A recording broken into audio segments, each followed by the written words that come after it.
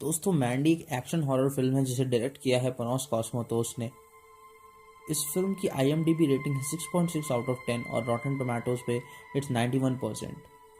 तो मूवी के शुरुआती सीन्स में हम देखते हैं एक कपल रेड और मैंडी को, जो अपनी लाइफ बहुत ही शांति से जी रहे होते हैं शैडो माउंटेन्स के जंगलों में। रेड एक लकड़हारा होता है और मैंडी एक कैशियर की जॉब कर रही होती है पास ही के किसी स्टोर में।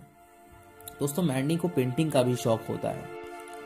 एक दिन मैंडी जब अपने जॉब से घर वापस लौट रही होती है तो उसकी नज़र एक वैन पे पड़ती है जो सामने से आ रही होती है।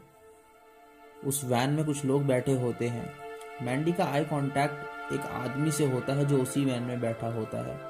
दोस्तों ये आदमी एक cult children of the new dawn का लीडर होता है और इसका नाम होता है जेरमिया, और बाकी वैन में बैठे लोग उसी कल्ट के मेंबर होते हैं। मूवी के अगले सीन में हमें पता चलता है कि जेरमिया को मैंडी से प्यार हो गया है और वो किसी भी हालत में उसे पाना चाहता है। वो अपने ही किसी एक कल्ट के मेंबर ब्रदर स्वॉन को ऑर्डर देता है मैंडी को किडनैप करने के लिए ब्लैक स्कल्स की मदद से। दोस्तों ब्लैक स्कल एक डिमोनिक बाइकर्स का गैंग है जो सिर्फ रात को निकलता है। इन्हें इंसानी मांस बहुत पसंद है और ये सभी गैंग मेंबर्स ड्रग एडिक्ट होते हैं।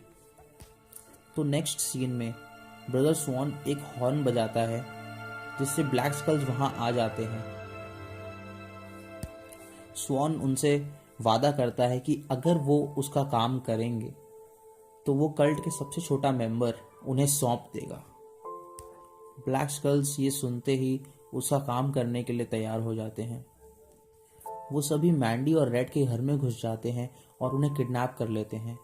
नेक्स्ट सीन में हम देखते हैं कि मैंडी बंधी हुई है और उसके सामने कल्ट की 2 फीमेल मेंबर्स मौजूद हैं जो जेरमिया के आगे उसे पेश करने वाली हैं।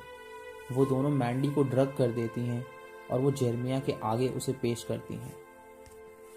जेरमिया मैंडी को सेड्यूस करने की कोशिश करता है और उसे ये भी बताता है कि वो भगवान से भी मिल चुका है और भगवान ने उससे ये भी कहा है कि उसकी हर बनाई चीज़ पे सिर्फ और सिर्फ जेरमिया का हक है, वो जो चाहे ले सकता है। इसीलिए वो मैंडी को उठा के ले आया क्योंकि मैंडी उसकी है और भगवान की बनाई हर खूबसूरत चीज़ पे सिर्फ और सिर्फ उसी का हक है। ये सुन के मैंडी जोर जोर से हंसने लगती है। ये देख के जेरमिया बौखला जाता है और गुस्से में वो बाहर बंधे रेड को चाकू मार देता है।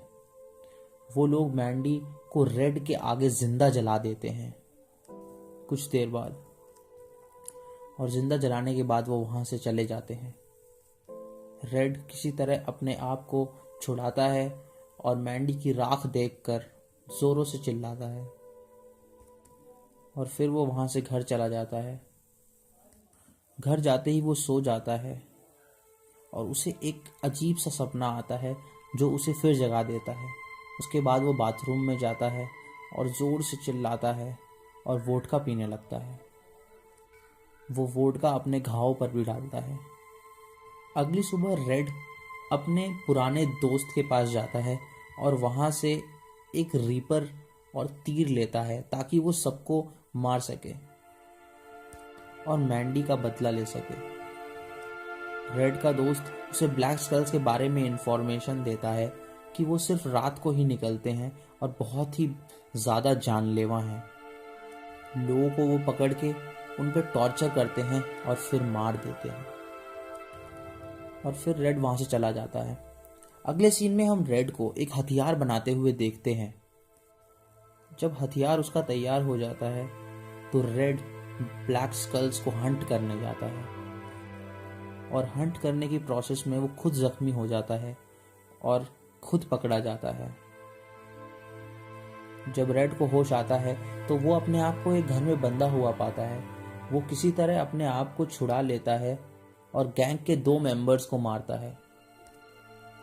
उसके बाद वो अपने औजार उठाता है और सामने पड़ी एक बॉटल को चखता है। दोस्तों इस बॉटल में एक हैलुसिनेशन का ड्रग होता है जो कि बहुत ही पावरफुल होता है। जो कोई भी इसका एक ड्रॉप भी ले ले तो वो उसमें बहुत ज़्यादा पावर आ। रेड घर से बाहर निकलता है और बाकी के गैंग मेंबर्स को भी मार देता है। उसके बाद वो उनकी बाइक लेके वहाँ से निकल पड़ता है। रास्ते में उसे एक रेडियो टावर दिखता है, जहाँ उसे पता लगता है कि उस रेडियो टावर में एक मिस्टीरियस ड्रग मैन्युफैक्चरर रहता है जिसका नाम द केमिस्ट होता है। द केमिस्ट उसे children of the new dawns का पता बता देता है और रेड वहाँ से भी निकल पड़ता है। पहले तो रेड अपनी एक्स से ब्रदर स्वॉन को मार डालता है, पर उसकी बेटी को छोड़ देता है। उसके बाद वो एक वुडन चर्च के पास जाता है और कल्ट के 2 मेंबर्स को बहुत ही ब्रूटली मार डालता है। उसके बाद वो चर्च के अंदर जाता है, जहाँ पे उसे एक गड्ढा दिखता है और वो चर्च के नीचे जाता है। चर्च के नीचे एक बहुत बड़ी टनल होती है। वो उस टनल को पार करके और आगे बढ़ता जाता है। टनल की आखिरी में एक रूम में पहुंचता है वो, जहाँ पे उसे कल्ट की मदर मैरिलीन मिलती हैं। वो मदर मैरिलीन को मार डालता है और उसका गला लाके जेरमिया के आगे फेंक देता है। जेरमिया बहुत डर जाता है और अपनी जान की भीख मांगता है, पर रेड उसका एक नहीं सुनता और उसका सर कुचल देता है और फिर वहाँ से वो जाने लगता है। उसके बाद वो पूरे चर्च में आग लगा देता है और वहाँ से चला जाता है। फिर हम रेड को देखते हैं गाड़ी में बैठते हुए और याद करते हुए कि कैसे उसकी वाइफ उसके साइड वाली सीट पे बैठती थी और वो जब रिवेंज का बदला लेता है तो बहुत ही खुश होता है और फिर वहाँ से चला जाता है। दोस्तों, इस मूवी में 1983 एरा दिखाया हुआ है और इसका म्यूज़िक भी किसी 1980s की हॉरर मूवी की जैसा ही है। मूवी काफ़ी स्लो है तो शायद बहुत लोगों को ये मूवी पसंद ना आए, बट मूवी की एक्शन सीक्वेंस काफ़ी अच्छे हैं और अगर आप निकोलस केज के फ़ैन हैं तो इस मूवी को ज़रूर देखिएगा। उन्होंने बहुत अच्छी एक्टिंग करी है।